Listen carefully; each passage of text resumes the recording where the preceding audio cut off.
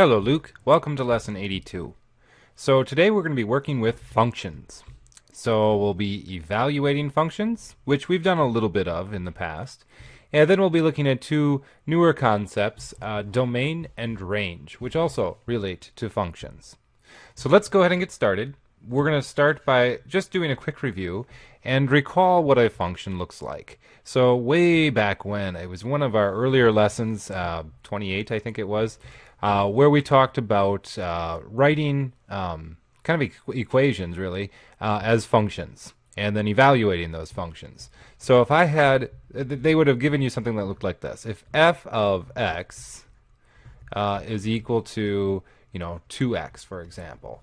And then they might say, evaluate this if, or actually they might not even say that. They might even just say, evaluate if this is true. Maybe I'll put that here. If f of x is equal to 2x, evaluate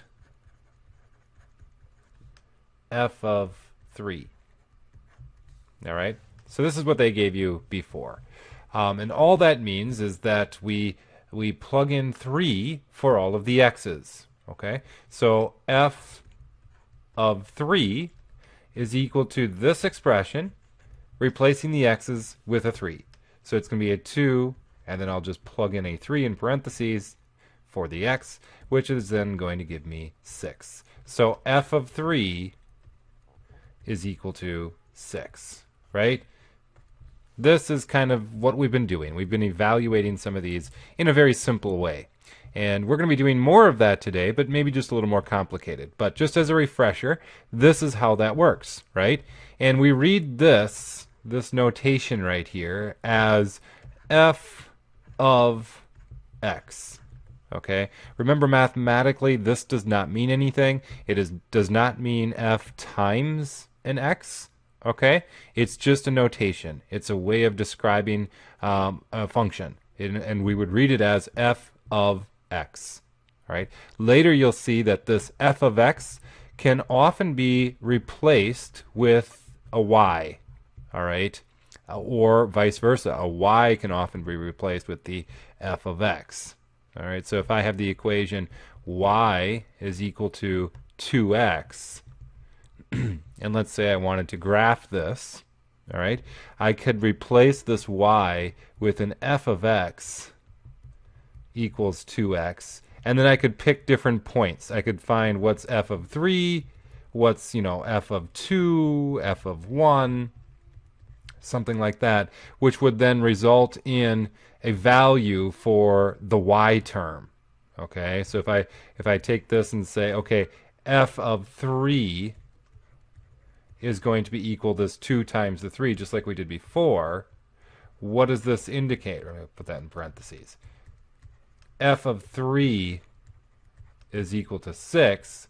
But if I were using this as a way of graphing something, the benefit of using f of 3 instead of a y is that looking at my solution, I know that in my graph, the ordered pair for the solution is x is equal to 3, because that's what we plugged in for x, was this 3. And when x is equal to 3, y is equal to 6.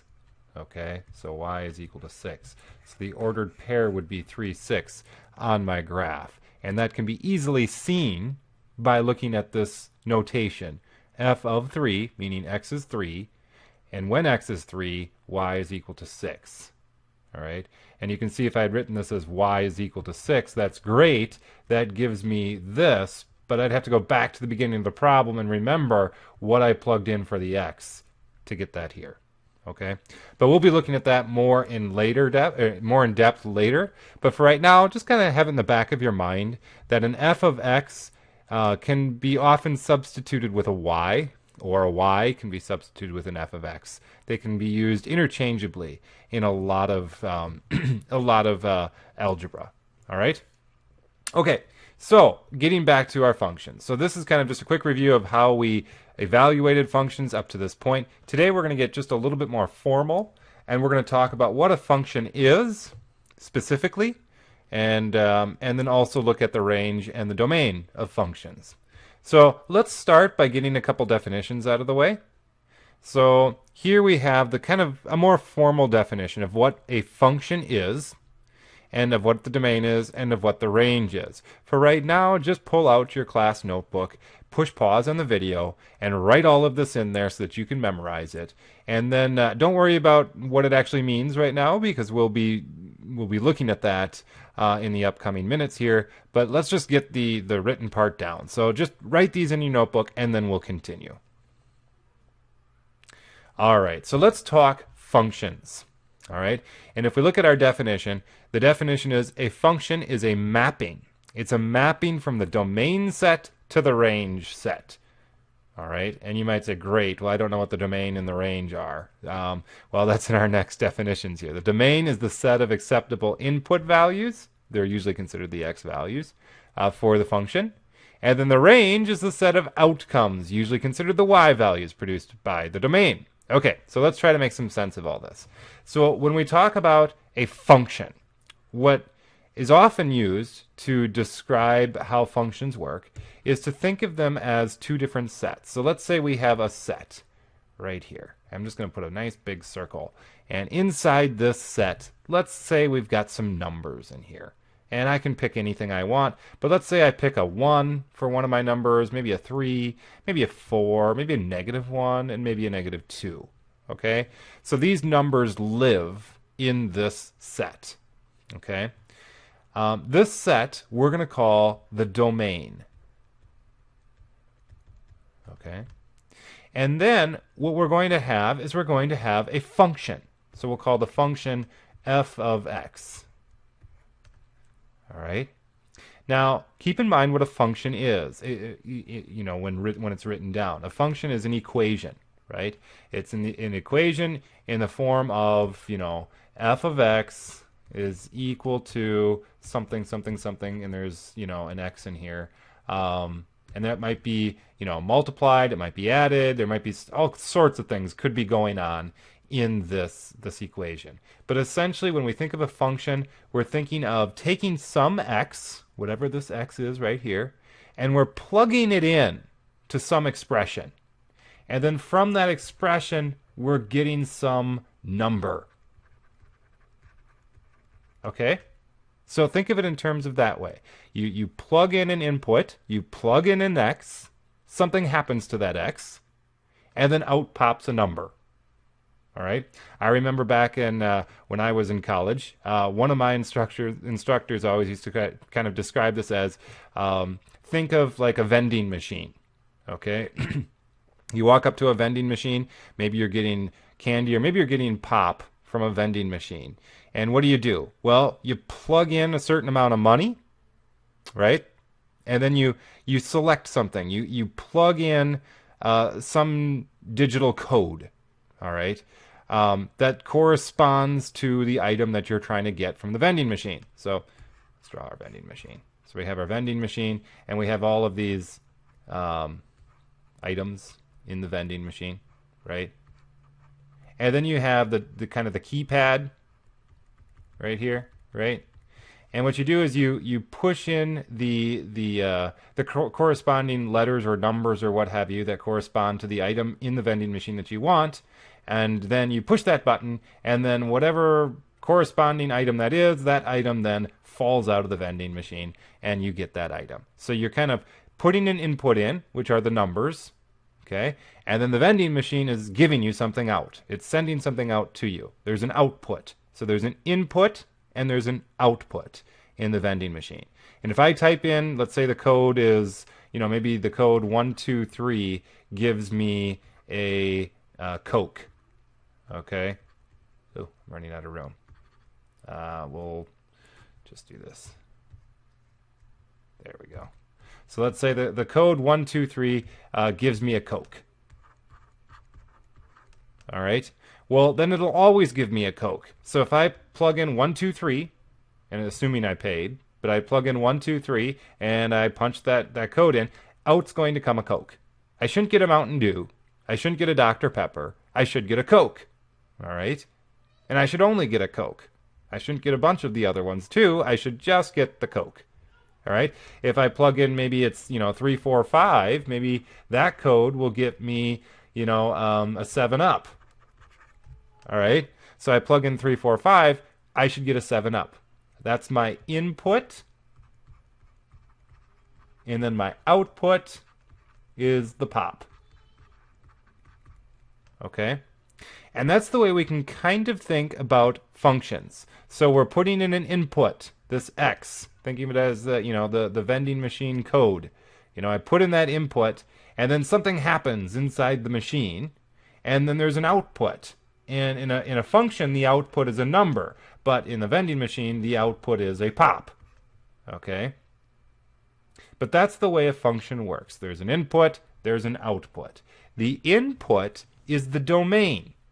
All right? So these codes that I have here, 1, 2, 3, 3, 4, 5, and obviously there's going to be more because there's more pop in there, but all of those different codes, those are the domains. So that corresponds to kind of my circle over here. Only in this case, my domain it includes 1, 3, 4, -2, and -1. But for the vending machine scenario, this domain would include all of the codes possible to get the different items in the vending machine. All right, that is the domain. That is maybe I'll put that right here. That is the input. All right, all the different inputs that I could have. Now, this f of x, well, that's the function. That's the mechanism inside the vending machine that's going to take my input, and then it's going to produce something with it. So in this case, I'm going to have another set of numbers. This is the output. Okay, and for the vending machine, the output would be, Coke, 7-Up, blah, blah, blah, blah. For equations, for algebra, it's often numbers that we get as our outputs. So in this case, we'll just output some numbers. So let's say some of our outputs are, a 4, maybe a 3, maybe a 2, and a 1. Who knows what it is? Actually, let's try to make this a little more consistent, actually. Let's say that the output is a 1, it's a 9, it's a 16, it's a 4, and yeah, we'll just leave it at that. 1, 9, 16, and 4. Okay? So what's happening here is I'm taking some input, which is the domain. I'm taking one of those inputs, I'm plugging it into my function. The function is taking that input, that x, and it's doing something to it. We don't know what, but it's doing something to it, and then it's going to spit out one of these corresponding output numbers. Okay, so we put in a 1, we're going to get some other number out. We put in a 4, we get some other number out. Okay, this output is called our range. Okay, input is the domain, output is the range. Okay, so let's take a look at how this might happen here. Let's say we choose the 1. All right, we're going to choose, the input is going to be a 1. And actually, let's go with a different color here. Let's say we go with a 1. So we plug the 1 into our function. Okay, and what happens? Well, the function then produces some output. And let's say the output it produces is this 1. So in this case, I plug in a 1 and I get out a 1. Nothing really happened. Now let's say I plug in the 3. Okay, go to a different color. Let's say I plug in the 3. I plug that into my function. It does something to it. And let's say it spits out the 9. So I plug in a 3, I get a 9. All right? And then let's say we go to the next number. Let's say we plug in a -2. We plug in the -2. The function does something to that -2, and it spits out a 4. Okay? And let's say we do the 4 next.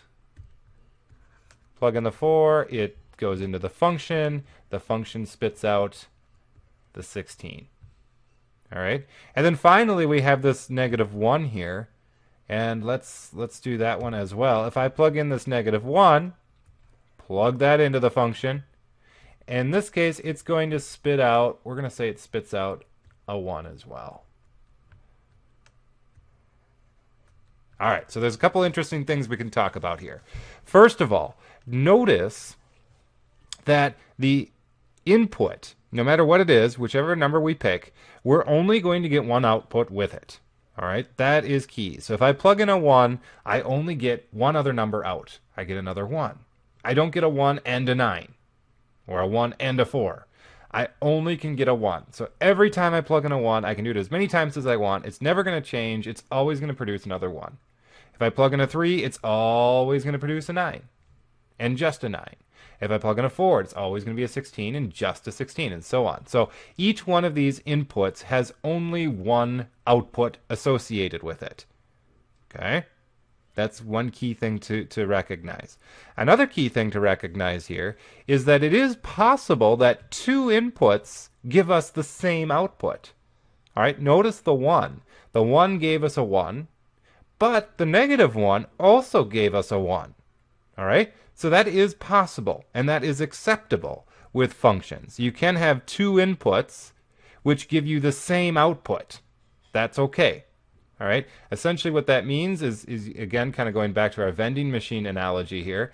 If there are two buttons on here, there are two codes in here that both give you a Coke. Let's say Coke is amazingly popular in the sight of this vending machine. And so they want to put in more Coke Pop than anything else. So they fill in one location with Coke, and then they fill in a second location of Coke so that they make sure they have enough Coke for everybody. But to do so, they still need to give each of those locations, a number, a code to access. So they give you two codes, but they both produce the Coke. All right. So maybe another code was 001.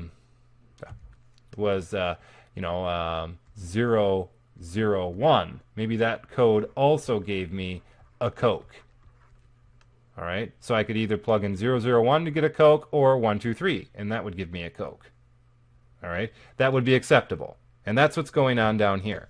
We have a 1, which is giving us a 1, and we have a negative 1, which is giving us a 1. That's acceptable. All right, that's within the rules of a function. All right, okay. So you might ask, well, what is this mysterious f of x, right? What was going on in there? Well, in a sense, it doesn't really matter when we talk about functions, but in this case, I'll tell you, the f of x was simply x squared. Maybe you already figured that out. All right? And let's see how that would work. If I take the 1 and I plug in a 1, what do I get? F of 1 is going to equal 1 squared, right? I plug in the 1 for the x, which is going to give me a 1. So do you see how we plugged in a 1 and we got out a 1? Just as we did in this graph.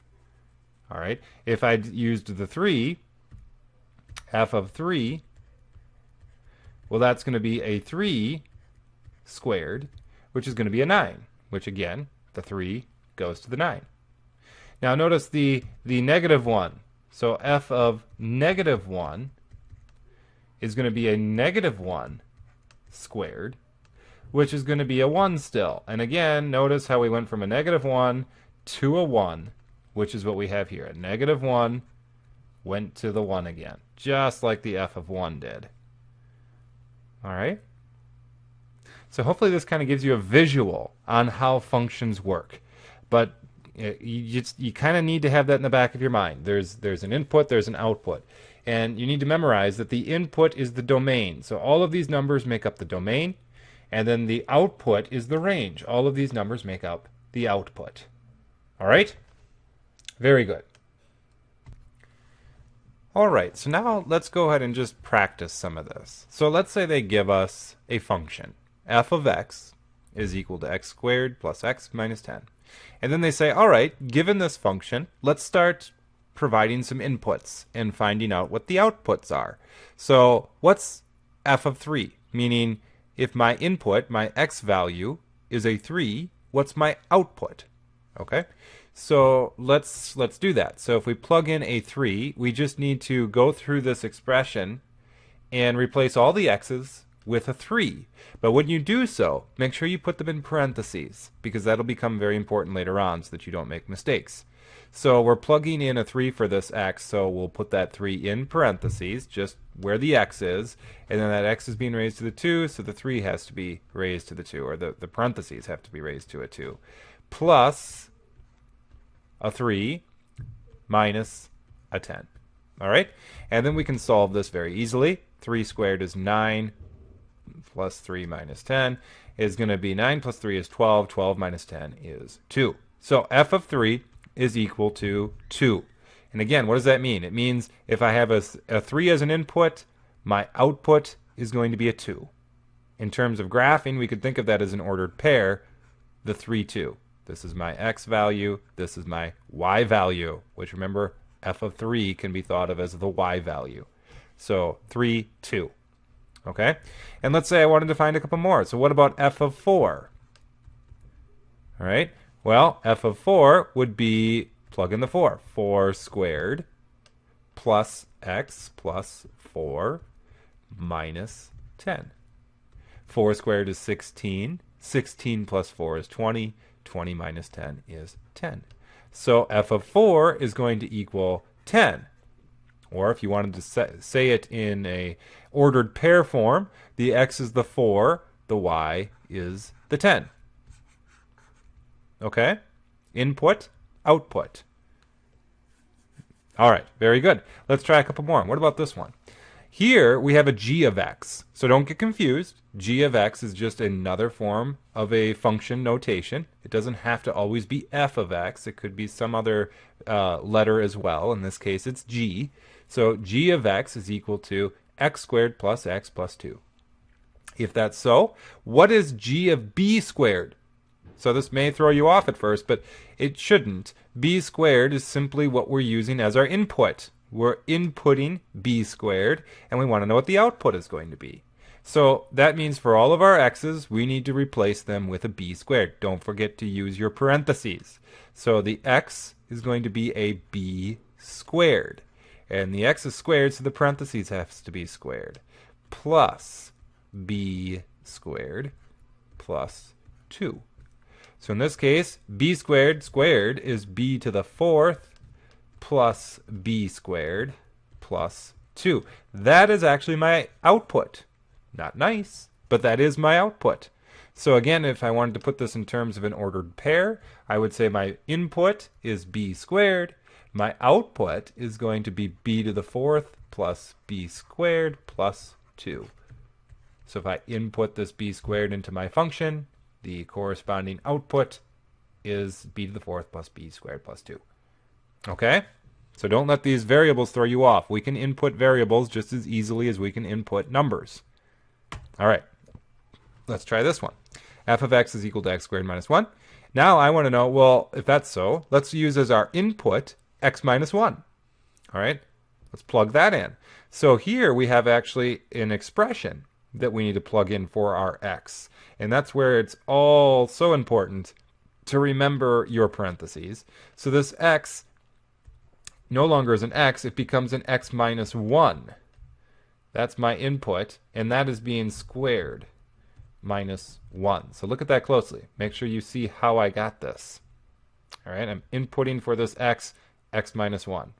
Now once I've reached this point, I have an x minus 1 squared. Watch out here. I'm not just making this into, x squared minus 1 squared.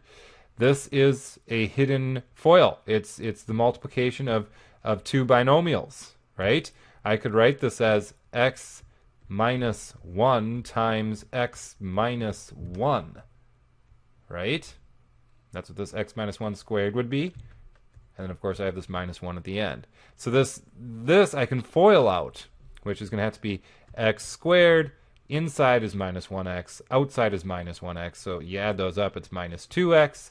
And then the last is a positive 1. And then I have this minus 1 after that. So I end up with x squared minus 2x plus 1 minus 1 is going to eliminate. And I just end up with x squared minus 2x. So once again, if I wanted to, for some reason, write this in some form of an ordered pair, I could say the input is x minus 1. The output is x squared minus 2x. Okay? All right, very good. And then finally, let's just take a problem and kind of compare this to a graphing problem. All right? recall that if I gave you an equation such as y is equal to x plus 3, and I told you to graph this, you could graph it in a number of ways. You could use your slope-intercept form and look at the y-intercept, look at the slope, graph it that way. Or you could go all the way back to the first method that we used, which remember was to draw the table. And you'd had your x and your y values. And then you would select x's and y's and find out, or select x's, I should say, and find out what the y value was. All right? Well, what you were really doing there is you were evaluating a function. All right? If I interchange this y with the f of x, I just replace it with an f of x. Remember, they're equivalent. And then just write the rest of it equals x plus 3. If I were to say, okay, well, then what's f to the 0? So what's f of 0? Plug in 0 for x. Well, it's going to be 0 plus 3, right? Which is just going to be 3. And what's f of 1?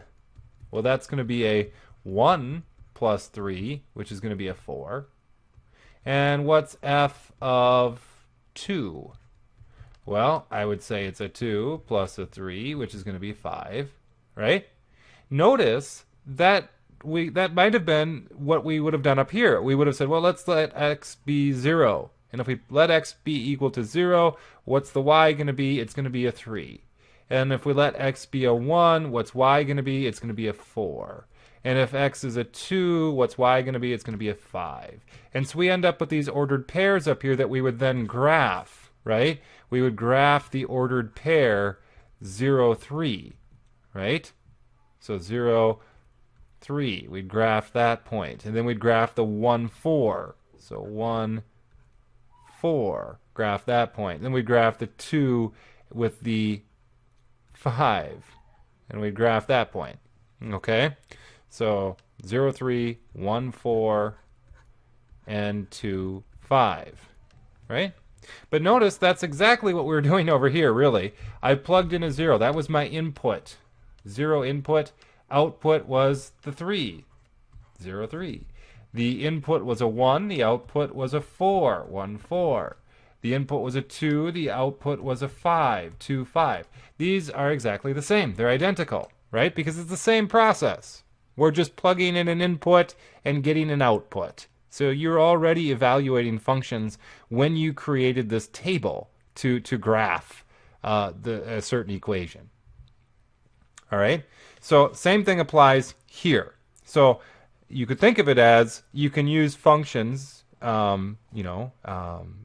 evaluating functions in order to graph an equation of a line to find the points. Again, I keep saying this, but it's so important to get this ingrained in your head. This is the input. This is the output. Okay? And I can graph these points, and I would get the same points over here, and then I could connect those to draw my line. Okay? It's kind of the same sort of deal. All right. Now, let's take a step further. We're going to talk about domain and range again here. Now, we gave the definitions earlier, but just as a review, a domain is the set of acceptable input values. All right? You usually consider the x values, the inputs, for the function. And then the range is the set of outcomes produced by the domain. All right? So, we need to think about what the domain would include. So, in most textbooks, and in this one, we're going to assume that the domain is going to be, any real number. We can plug any real number in that we would like, such that certain conditions apply. All right? So sometimes certain numbers are going to give us problems. And what we want to consider are what situations would give us problems. And the two situations that we're going to throw out right now that really are going to be the only two, I think, in this book that you're going to be concerned about it with, is the domain is going to be everything. Maybe I'll even write this. The domain is, where's a good place to put this? Let's put it up here. Domain is everything, or maybe I'll just put every real number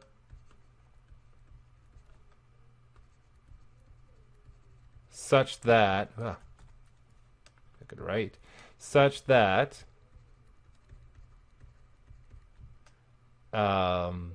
roots are not negative.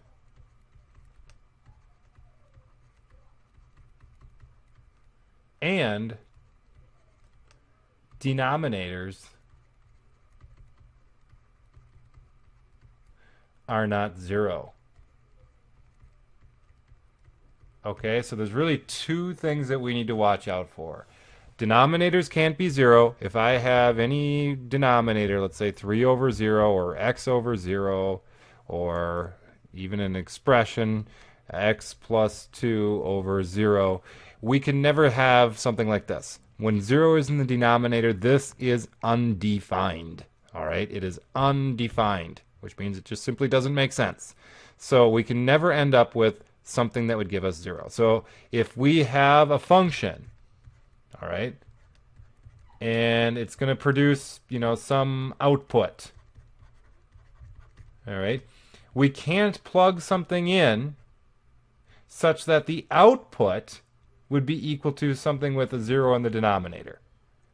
All right, if we get this as an output, then no, that won't work. Whatever input we use to get this, we should erase from the pool of possible inputs. Okay, so if let's say the number 2, if I plug in the number 2 and whatever happens to the 2 happens in here, and then it spits out an x over a 0, or maybe we'll just say it's any number over 0. Well, yeah, I guess x over 0, or maybe a 2 over 0.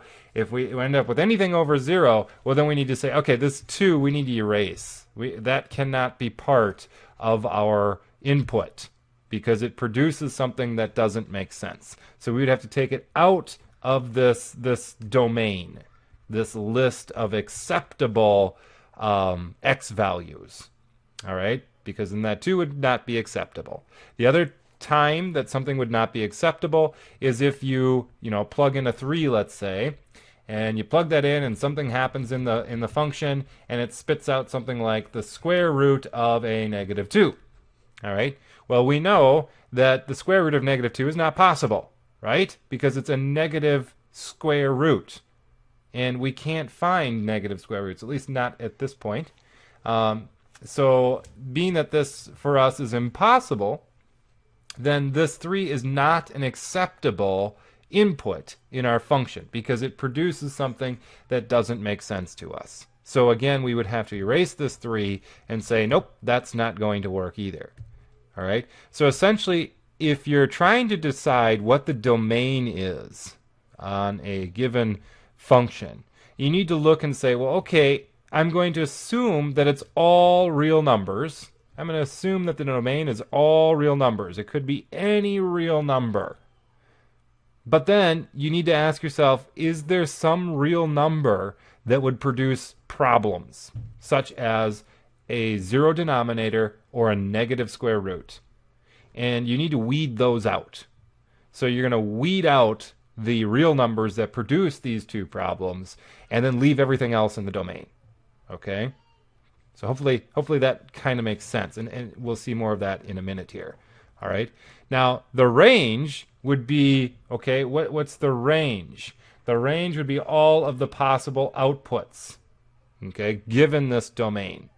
The range is pretty tricky sometimes to determine, and actually in this book they won't give you anything crazy. They'll only give you ranges that make sense. So. But the range can be really tricky because if you think about it, if I know that the domain is all real numbers, let's say, I have a function where any real number will work and I'll never get, I'll never get a 0 denominator and I'll never get a square root. Well, then in order to figure out the range, well, I'd have to plug in every single number in the real number system to find out what the corresponding output would be. Well, obviously you could be doing that forever and ever. So the range is a little bit trickier to kind of pinpoint exactly what it is, unless the problem is such that it's obvious. And in this book, they'll make sure that it's obvious. But again, the important thing is you recognize what the domain is and what the range is. And don't forget these two bad boys, these two scenarios that are bad if you have negative negative square roots or 0 denominators. Okay, so with all that being said, let's just try a couple examples here, and hopefully this will make more sense to you. So let's say I have the function f of x is equal to 2x. Okay? And I ask you, okay, what is the domain on this? All right? What's the domain? So what are the acceptable x values? All right. Now, again, we always start by assuming that it's all real numbers. And then we're just going to try to weed out what we know won't work. All right. So if we're assuming it's all real numbers, is there any real number that I could plug into this that would be a problem for us? Could we somehow get a negative square root out of this? And the answer is no. There's no number I could plug in for x that would then give me, some sort of a negative square root. Okay, there's just nothing. I could plug in fractions here. I just end up with fractions or whole numbers. I could plug in whole numbers, any other number I can think of. I'm never going to get a negative square root out of this. So there's nothing that'll make that fail. So we don't have to worry about that scenario. Now, is there anything that I could plug in here that would give me a 0 in the denominator? Well, no, unless I tried to plug in something that had a 0 in the denominator already, but that we can't do. We can't plug in something like that because that's not part of the real numbers. Okay, and remember, we're only assuming real numbers here for this x. So no, there's nothing here that I could multiply by a 2 and produce something with a 0 denominator. So the domain here is simply all real numbers. All real numbers. Okay. Now, in math, in algebra, we start to use kind of some notation here to describe the domain.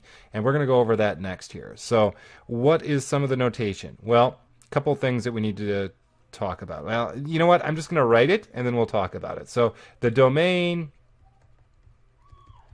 could be formally expressed. The domain of f is going to be equal to, it's a set. Remember we talked about the domain as kind of being this set of numbers, Well, that's what we're going to say here. It's a set, and we use these curly braces to designate a set. So it's a set such that all x's, any x I might say, all the inputs are elements. So you remember that little symbol, this little e. So that the x's are elements of the real numbers. Okay? X are elements of the real numbers. There we go. That would be the formal definition for the range. So it's, again, if we read through this, the domain of f is equal to the set, curly braces means set, the set of all x values that are elements of the real numbers. In a sense, in a simple way, all we're saying here is that the domain is all real numbers. Okay? But that's how they would formally write it. All right, so let's try another one. So here we have f of x is equal to the square root of x plus 1. And again, we're always going to start by assuming that the domain of f is equal to the set of x's that are elements of the reals.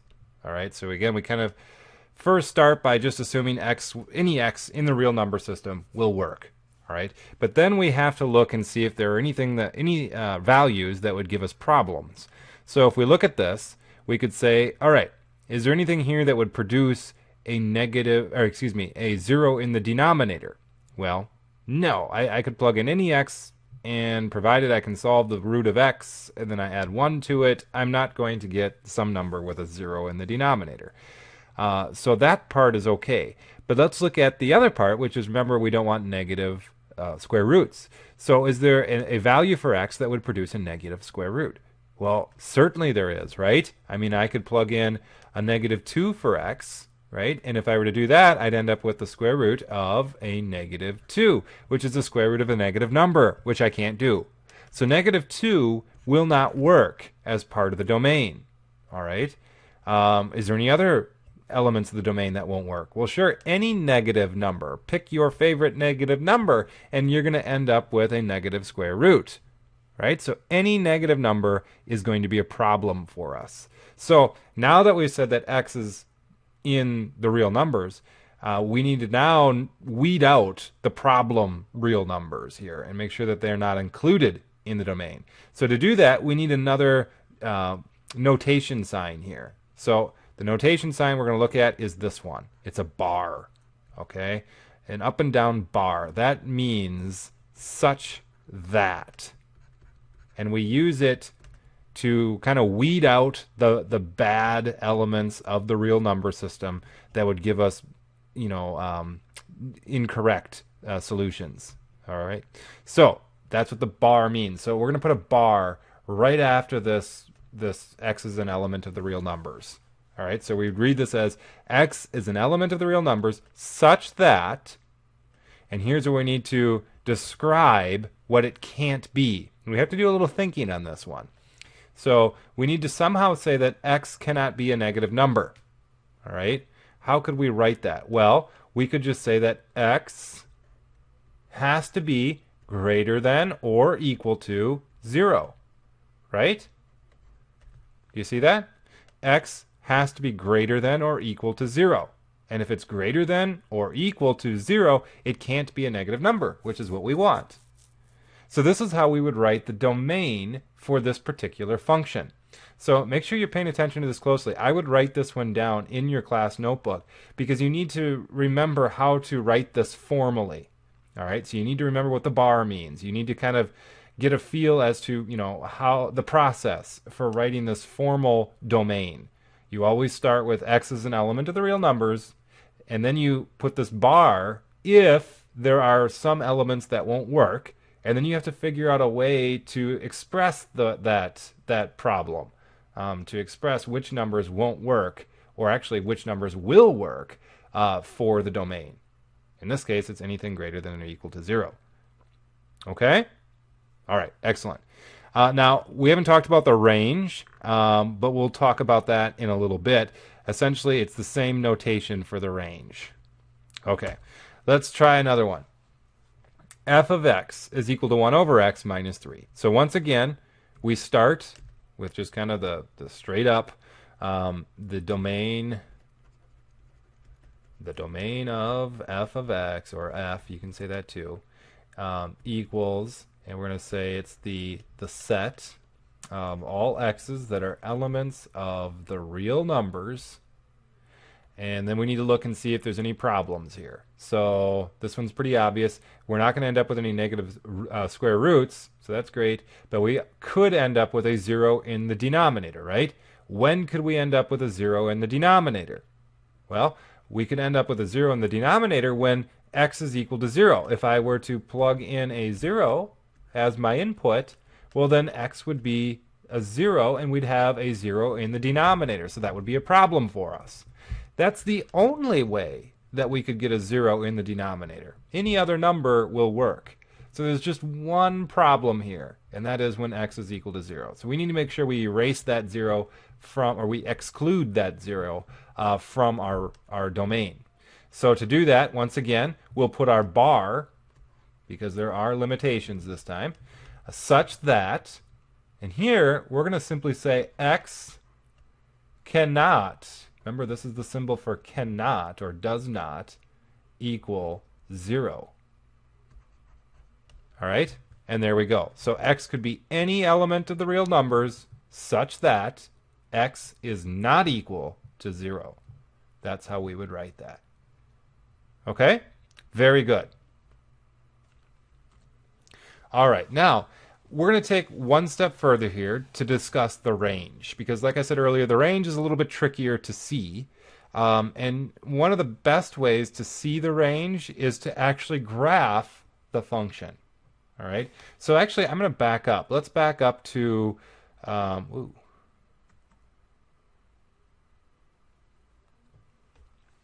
So let's take a problem. Let's say we've got f of x is equal to 2x. I think we did this one once before. All right. If f of x is equal to 2x, what's the domain?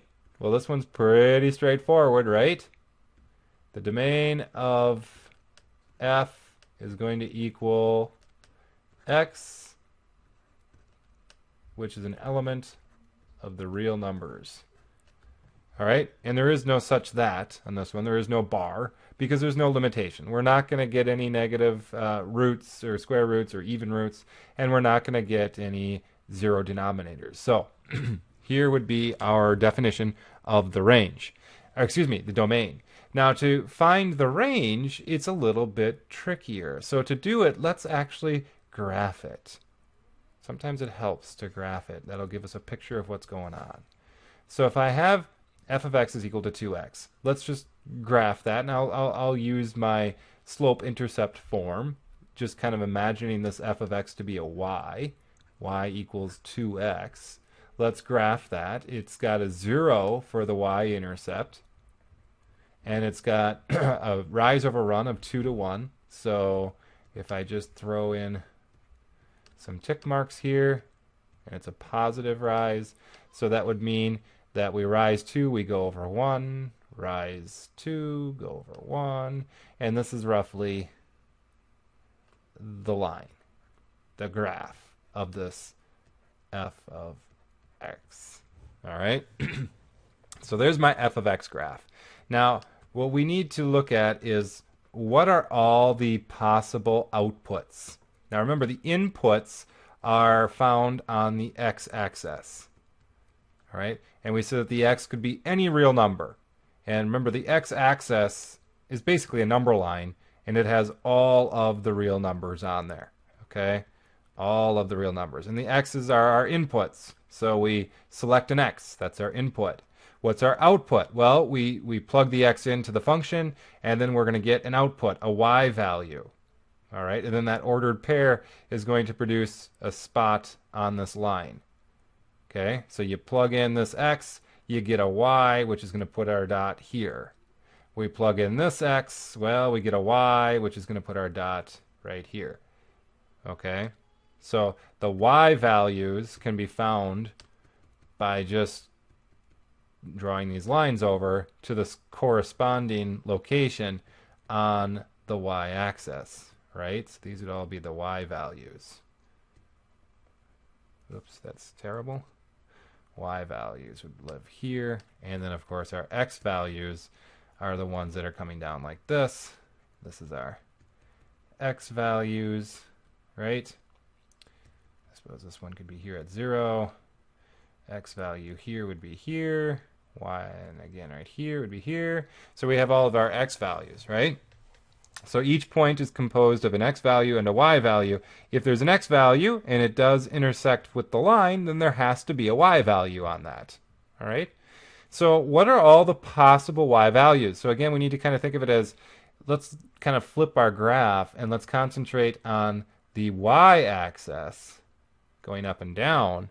And what numbers on this y-axis can be corresponded to an x-axis number and thus a point on our line. So, you know, what numbers on the y value would intersect with our line if we were to, you know, draw these dotted lines out. Okay? And if we think about it, and again, this graph is just a small window of a much bigger picture. These axes go on forever in all directions. Our line goes on forever in all directions. And if you kind of just imagine zooming away from this graph, you would maybe see that it wouldn't matter what y position you selected, maybe even if it was way up here, right, or way down here. No matter what y position you select, you could draw a dotted line over and it would intersect with this line at some point, right? This line is just going to continue going forever in that direction. So any point on our y-axis, we could draw a dotted line over to our graphed line. So that would indicate that the range for this particular function is all real numbers. It's every real number. Okay? Hopefully that is clear. So the range, we're going to write it the same way we write the domain. The range of f is equal to, in this case, instead of saying x, we're going to say y is an element of the real numbers. Okay? Without any exceptions. There isn't any real number that won't be found in that range. Okay? So hopefully you can kind of see how graphing can kind of help, because you can see areas where you wouldn't find a y value. And we're going to maybe look at that one, that scenario next here. So let's say we have another graph, and we're going to maybe do kind of a crazy graph here. Maybe we got, something that looks like this. We've got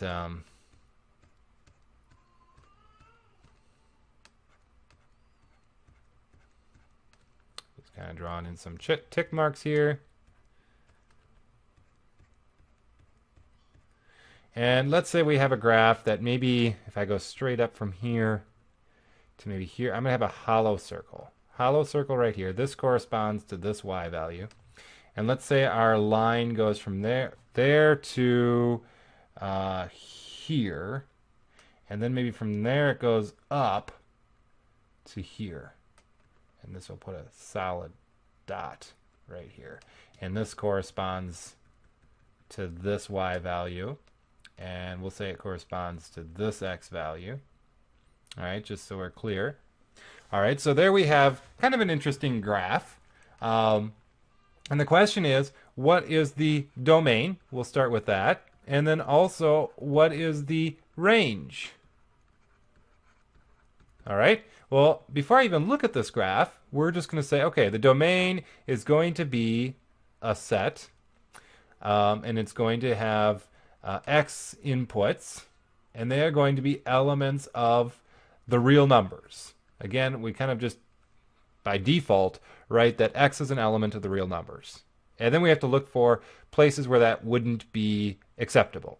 Okay? So if we look at our graph, we could say, okay, remember the x-axis. The x-axis includes all real numbers. Are there real numbers on this x-axis which, if we were to choose, would not connect to our graphed line? And the answer is yes. If I choose this point on our x-axis, if I kind of continue that point going up this way and continue that point going down this way, I'm never going to intersect with our graph. So certainly this point is not an acceptable domain. All right? The domain has to intersect with our graph.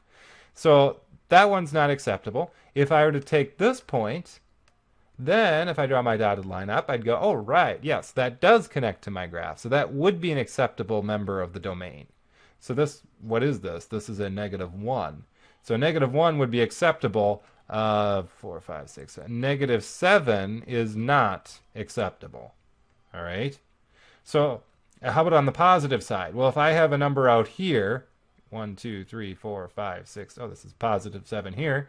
And if I were to draw that up, I would see that, no, it misses the line. So therefore, that's not acceptable.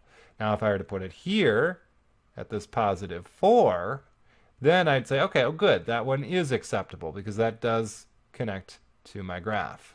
Okay? So looking at it that way, you might just try to bracket in where this graph lives. Where does it live? It lives basically between these two x values. This should be straight lines, but you see where it's living within these two orange bars. Okay, there's no part of the graph that lives outside of these two bars. So we basically block off everything else. We're just going to look at this part of our x-axis. So this is the x-axis here that we are interested in. This is where all of our domain values live on this line, right? Does that make sense? All right, so now we just need to figure out, we need to define what this line is. Well, it's starting at this -3, but notice this is a hollow circle. So because this is a hollow circle, that would indicate that the graph never is on the -3, but it's immediately after -3. You can get as close as you want to a -3, but you'll never be on -3. All right? And then over here, this is a, 4, 5, 6. This is x is equal to 6. And this is a solid dot, so x, the graph does live on x is equal to 6. All right, so notice the differences there. So basically, we're saying that x can be greater but not equal to a negative 3, and equal to or less than a 6. All right? So think of those forms of inequalities that you've used before when we talk about the number line.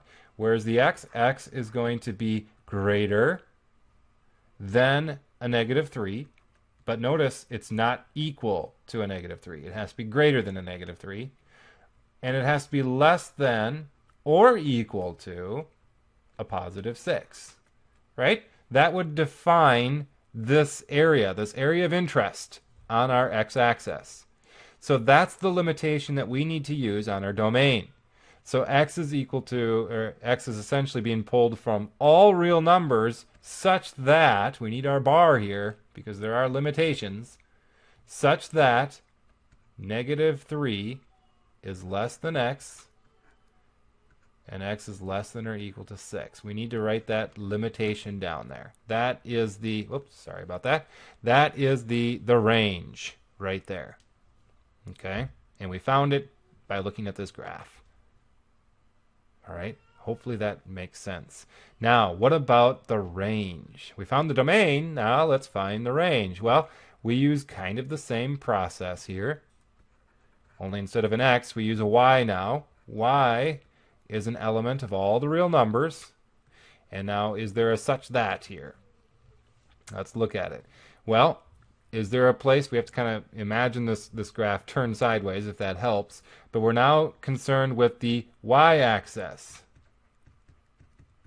Okay, is there a place on this y-axis that would not correspond to the graph? Well, sure. If I selected this point, for example, I could go out this direction and go out this direction and never hit my graph. So certainly y is equal to a negative 4 cannot be part of the range. All right, we'll never get a negative 4 for an input of one of these x's. Okay, so where does it live? Well, again, we're going to bracket this. So we'll bracket it by just kind of drawing a line right here. Right? That's the bottom of our graph. Where's the highest point of the graph? The highest point is up here. Right? So our graph now, as we look from top to bottom, instead of left to right, like we did with the x-axis, from top to bottom, these two blue lines would bracket in the entire graph. Okay?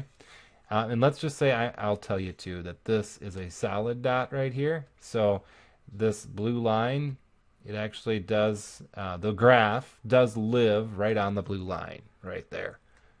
Okay? All right, so we need to define this section of the y-axis. Just like we did with the x-axis, we need to define this section of y, because that is where our graph lives. Those would be the y values that correspond to the graph here, right? See how that corresponds? Okay. So what would that be? Well, this point right here, that's what y is equal to 2. And then way up here, it's what? 3, 4, 5, 6, 7, 8. This is y is equal to 8 right up here. So it lives between 2 and 8. Okay? Now, the only thing that and maybe we'll write that. Y is, less than 8. It's below the 8, but it's above the 2. So it's greater than a 2.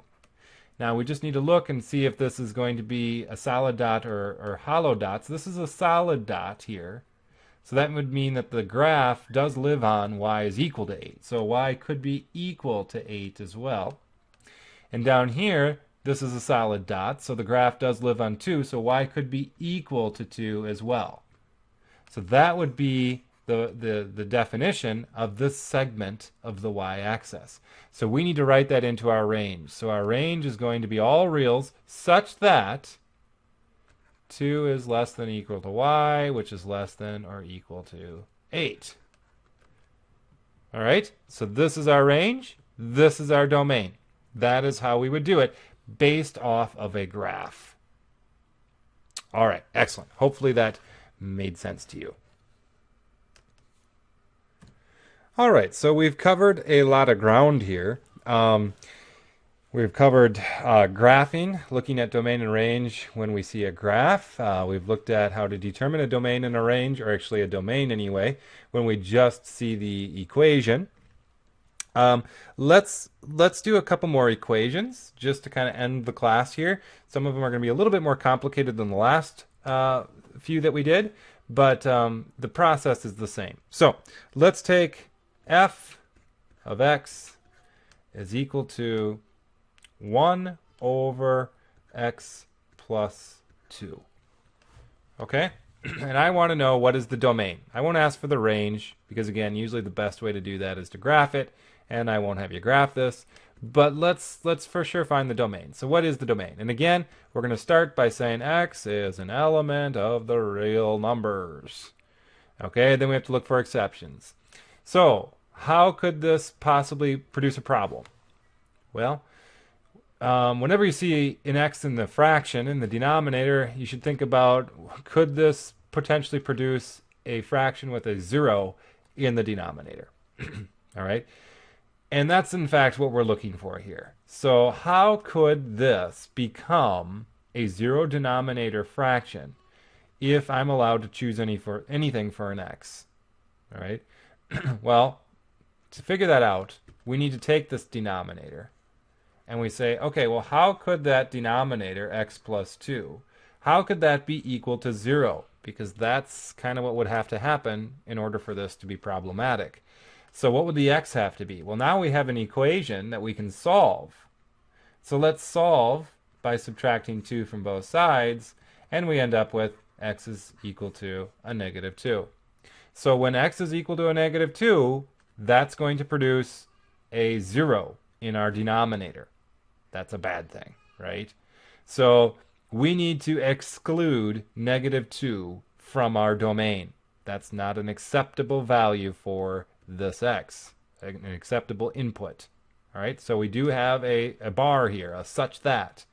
So it's going to be such that x cannot equal a negative 2. All right? Excellent. Hopefully that makes sense. All right, let's try another one.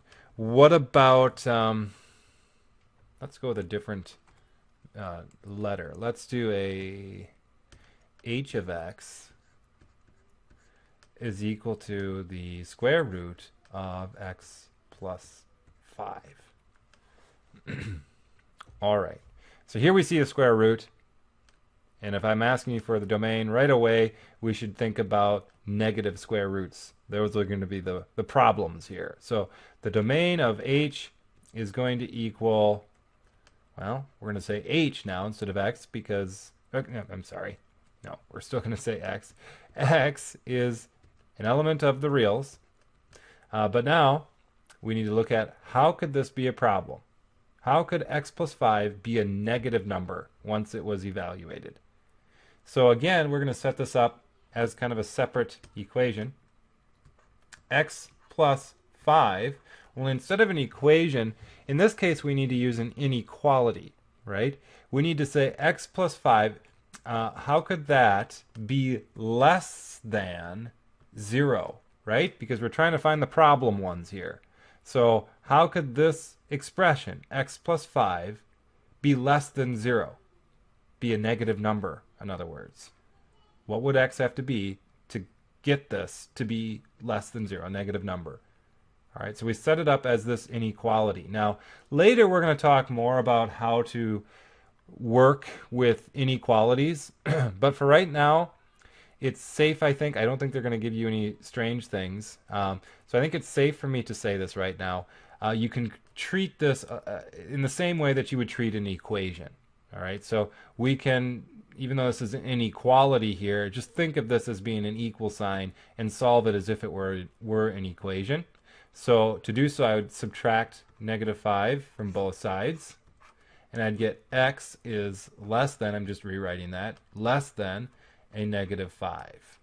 All right, so that's what would have to happen in order for this root to equate to a negative root.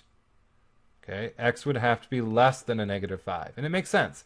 If I plug in a negative 5, I'm going to get the square root of 0, which is 0. And that's fine. But if I go less than a negative 5, so if I go to a negative 6, for example, a negative 6 plus 5 is going to be a negative 1. That's a negative number. That's a problem. If I go a negative 7 plus 5, that's a negative 2. That's a problem. So obviously, anything less than negative 5 is going to produce a problem here. All right? So that is our such that. We have our bar such that x. Now, I should probably be very clear here. When we do this bar, we need to think about what x can be equal to. In this case, I'm telling you what it cannot be equal to. It cannot be equal to a negative 5. So if it cannot be equal to a negative 5, then what's the opposite of that? All right? If it can't be equal to a negative 5, then, and again, if this helps, think of your number line. We have a negative 5 right here, and I'm saying x is less than a negative 5. So right now we have a hollow circle right here, and it's going forever in this direction. Right? All of these numbers to the left of negative 5 are the ones we don't want. But over here, we actually want to write what is acceptable. The only time we kind of don't write what is acceptable is when we use, like we did in the last problem, this is not equal to. All right? If there's one thing that it can't be equal to, we use this not equal to sign. And then we just state that. It can't be equal to this. All right? But if it's a whole slew of numbers like this, I really can't say it cannot be equal to, a negative 6, a negative 7, negative 8, negative 9, and I go on and on and on. And that doesn't even include, things like negative 6.5, negative, 7.2. So I can't say this not equal when I have a ton of numbers. Okay? I would only use that if there's one number that it can't be. All right? In this case, obviously, it's a bunch of numbers that it can't be. So when we have that, we have to actually think of it in terms of what x could be. So if this is what it can't be, then it could be anything with a solid dot right here, right? Because this is a hollow dot, solid dot here, and going this direction forever. So anything at a negative 5 or greater. All right? So if we think of in terms of what x could be, we would say that x could be greater than or equal to a negative 5, right? And if you remember how we did this in previous lessons, essentially what we just did right here is we just negated this. All right? So if this is what it can't be, I would negate this, and that is saying what it could be. But what's the negation for less than? Well, it's greater than or equal than. All right? So here we're going to say such that x is greater than or equal to a negative 5. All right? Hopefully that makes sense to you. All right. That might be as far as we go today, actually. I think that will be it. So I know we covered a lot today, and it's kind of a lot of mental work. So be careful when you do these practice problems, and we'll probably be doing more practice with these later too, just to make sure that you get these down. All right, so we'll stop there, and good luck, and I will see you tomorrow.